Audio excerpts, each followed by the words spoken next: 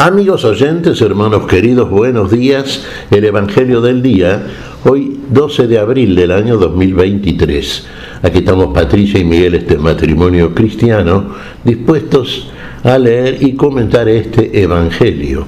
Primero la lectura, Patricia. Lectura del Santo Evangelio según San Lucas, capítulo 24, versículos del 13 al 35. Ese mismo día, dos de los discípulos iban a un pequeño pueblo llamado Emaús, situado a unos 10 kilómetros de Jerusalén. En el camino hablaban sobre lo que había ocurrido.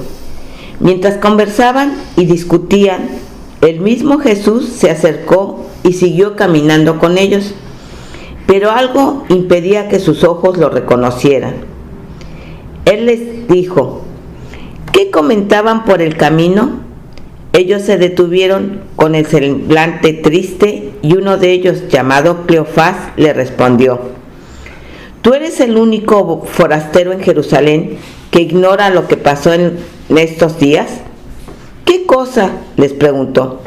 Ellos respondieron: lo referente a Jesús el Nazareno, que fue un profeta poderoso en obras y en palabras, delante de Dios y de todo el pueblo. Y cómo nuestros sumos sacerdotes y nuestros jefes lo entregaron para ser condenado a muerte y lo crucificaron. Nosotros esperábamos que fuera él quien liberara a Israel. Pero a todo esto ya van 3 días que sucedieron estas cosas. Es verdad que algunas mujeres que están con nosotros nos han desconcertado. Ellas fueron de madrugada al sepulcro y al no hallar el cuerpo de Jesús, volvieron diciendo que se les habían aparecido unos ángeles, asegurándoles que él está vivo. Algunos de los nuestros fueron al sepulcro y encontraron todo como las mujeres habían dicho, pero a él no lo vieron. Jesús les dijo: hombres duros de entendimiento, ¿cómo les cuesta creer todo lo que anunciaron los profetas? ¿No era necesario que el Mesías soportara esos sufrimientos para entrar en su gloria? Y comenzando por Moisés y continuando con todos los profetas, les interpretó en todas las escrituras lo que se refería a él. Cuando llegaron cerca del pueblo a donde iban, Jesús hizo ademán de seguir adelante, pero ellos le insistieron: quédate con nosotros porque ya es tarde y el día se acaba. Él entró y se quedó con ellos, y estando a la mesa, tomó el pan, pronunció la bendición, luego lo partió y se lo dio. Entonces los ojos de los discípulos se abrieron y lo reconocieron, pero él había desaparecido de su vista. Y se decían: ¿no ardía acaso nuestro corazón mientras nos hablaba en el camino y nos explicaba las Escrituras? En ese mismo momento se pusieron en camino y regresaron a Jerusalén.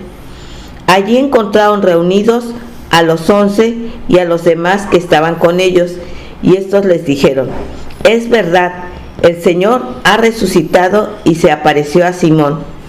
Ellos, por su parte, contaron lo que les había pasado en el camino y cómo lo habían reconocido al partir el pan. Palabra del Señor. Gloria a ti, Señor Jesús. ¿Cómo se reiteran los episodios? Y vamos a hacer una lectura.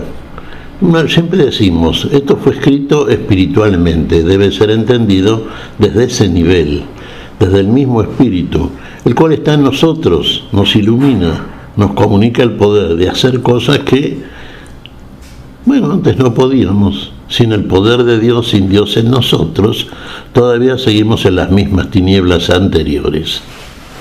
Vemos el caso acá, los llamados discípulos de Emaús. Iban camino a la ciudad. Se nos dice que uno de ellos era Cleofás, el esposo de María, que estaba junto a María en la cruz, uno de los seguidores del Señor. Iban conversando entre ellos en el camino, iban conversando como desalentados también. ¿Y de qué hablaban? Y hablaban de la suerte de Jesús. Ellos no sabían que había resucitado, esperaban la resurrección, en conformidad con la promesa que les había formulado nuestro Señor. Pero es el tema que había llegado el tercer día en el cual el Señor había adelantado que iba a resucitar, y no sabían nada a propósito de la resurrección del Señor. Y en el camino a la ciudad, a Emaús, aparece con ellos alguien que venía caminando también, un forastero, un extranjero aparentemente, y bueno, los encara, los ve preocupados, les pregunta qué vienen comentando en el camino, porque esa cara que tienen así realmente de preocupación extrema. Y entonces uno de ellos, Cleofás, les dice: ¿cómo? ¿Tú eres extranjero aquí en Jerusalén que no sabes lo que ha pasado? ¿Y qué es lo que había pasado? Y había pasado algo que comentaba todo Jerusalén, que era el motivo realmente de conversación entre los miembros del pueblo, y que hoy es el motivo de conversación, y lo ha sido a través de los siglos, de toda la humanidad. Que Jesús, el Nazareno, así era conocido Jesús, el Nazareno, había nacido en Nazaret, había sido criado en Nazaret. Jesús había nacido en Belén, en realidad, ¿no es cierto? Bueno, había muerto, había dicho que iba a resucitar. El caso es que había llegado el tercer día y nada sabían al respecto. Es cierto, decían entre ellos, que sí, que algunas mujeres dijeron que lo habían visto resucitado. Bueno, entre los apóstoles, pareciera ser que el mismo Pedro también confirmó. Ahora ellos fueron, sí, los discípulos fueron al sepulcro y encontraron todo como le habían dicho las mujeres, pero a Jesús no lo habían visto. Bueno, sin embargo, este hombre que se sumó a ellos en el camino, mientras iban transitando el mismo, durante ese curso, les iba aclarando, les iba comentando la Escritura y todo lo que se decía al respecto de lo que ellos habían oído hablar y habían oído al mismo Jesús. Claro, es como que les iba dando una clase de instrucción a propósito de estas cosas que decían la Escritura. Recordemos que la Escritura era lo que hoy llamamos el Antiguo Testamento, y era toda la palabra de Dios que en ese tiempo el pueblo de Israel consultaba. Era lectura sagrada, era palabra de Dios, era palabra que regía la conducta, que regía todo aquello que así que debía ser el pueblo. El tema es que llegan así, cerca de la ciudad, y el supuesto forastero hace como que sigue de largo. Entonces ahí se ve que les interesó mucho lo que les conversó Jesús, al cual no reconocieron. Este es un dato que tenemos en cuenta siempre, lo hemos aclarado en muchas oportunidades, hermanos. Claro, así como por ejemplo María Magdalena no reconoció a Jesús cuando éste se le mostró resucitado, estando María al lado del sepulcro, así como no lo reconocemos al Señor. Nos cuesta ver al Señor resucitado cuando se nos muestra, nos cuesta reconocerlo. Está frente a nosotros, nos está hablando, nos está instruyendo, nos está revelando cosas. Lo escuchamos y muchas veces no lo entendemos, muchas veces tampoco, menos lo vemos todavía.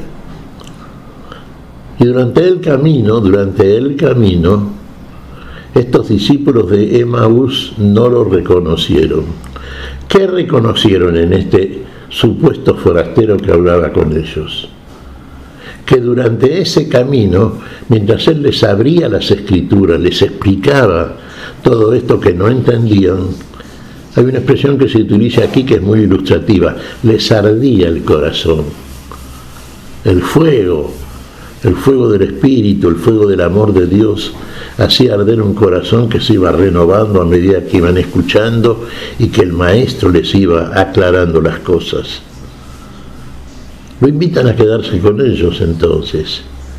entran y como huésped, entonces se encarga él de la partición del pan, partir el pan. ¿Qué hace el Señor entonces? Bueno, aquello que es proverbial en Jesús, ¿no es cierto? Toma el pan, lo bendice, lo parte, y cuando lo parte y lo comparte, es entonces cuando ahí, fijémonos, se les abren los ojos. Ahí se les abren los ojos a los caminantes de Emaús. Y ahí lo reconocen. Y cuando lo reconocen, otro gesto que se reitera en estos relatos. Fíjense, así como María Magdalena se abalanzaba sobre Jesús para abrazarlo, y Jesús le dijo: no me toques, porque aún no he subido a mi Dios y Padre de ustedes. Así cuando se abalanzan sobre Jesús, porque lo reconocen, el Maestro, ahí está Jesús, resucitado, en la partición del pan lo reconoce. En el camino no. Recordemos, el Señor es camino, verdad y vida, ¿no es cierto? Camino, verdad y vida. Ahora, ¿lo podemos reconocer en el camino? En el camino, por ejemplo, si vamos a relatos simultáneos con estos, prácticamente, que vemos en este tiempo pascual, también se aparecieron a Jesús las mujeres que lo habían seguido desde Jerusalén y que ahora lo estaban siguiendo un camino que del sepulcro los conducía al lugar donde estaban los discípulos de Jesús ocultos para manifestarles la resurrección del Señor. Y en ese camino que estaban transitando es cuando se les aparece Jesús resucitado. Lo reconocen. Veamos la diferencia. Las mujeres lo reconocen y se abrazan a sus pies, se postran, lo adoran. Los discípulos de Emaús no lo reconocen. Son distintas variantes, ¿no es cierto?, de un mismo episodio, pero vamos a identificarnos con ellos porque nos ilustran, a propósito también de nuestro estado espiritual respecto de la presencia del Señor resucitado, su manifestación a cada uno de nosotros, y bueno, y el lugar espiritual donde estamos instalados cuando el Señor progresivamente se nos va mostrando en el estado en que está, que es el de la plenitud de la vida. Claro, no lo estamos nosotros. Por eso muchas veces no podemos darnos cuenta que el Señor está, que el Señor nos habla, que el Señor nos aclara la Escritura, que el Señor nos ilustra, que el Señor, como dicen, es una linda expresión, esta de los caminantes de Emaús, hace arder el corazón. Es ahí donde pega el impacto mayor del Señor. Más allá de la mente pensante, que no está mal, sí, pero es insuficiente, el Señor penetra lo más íntimo de nuestro ser. Y ese es el corazón del alma, el ser, ahí donde llega la palabra del Señor. Y ahí donde nos sacude, nos impacta, nos despierta. Fíjense que aún en este caso, si bien a los caminantes de Emaús en el camino, el Señor es el camino, todavía no lo reconocen. Cuando llega la segunda etapa, digamos, por mencionarlo de alguna manera, en la partición del pan, en la Eucaristía, ahí lo reconoce. Siempre apuntamos una cosa, Patricia. Sí. Decimos que cuando participamos del banquete eucarístico, estamos viviendo un instante sagrado en el momento histórico.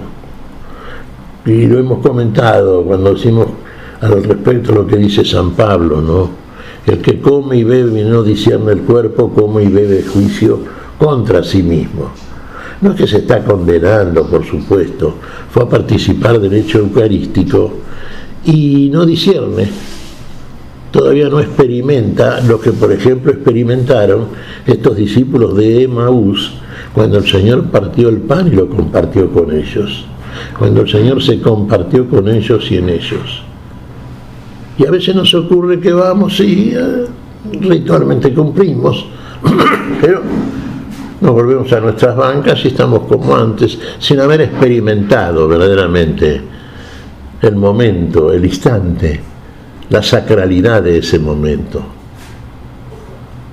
Bueno, aquí sí, aquí los discípulos de Emaús les sirvió de testimonio decisivo. Sí, había comenzado en el camino este testimonio por parte del Señor. Les ardía el corazón, pero ahora directamente ese corazón explota de alegría, de gozo. El Señor ha resucitado. Es necesario ir a testimoniarlo. Ahora hay que ir a proclamarlo. Ahora van a Jerusalén, sin pérdida de tiempo.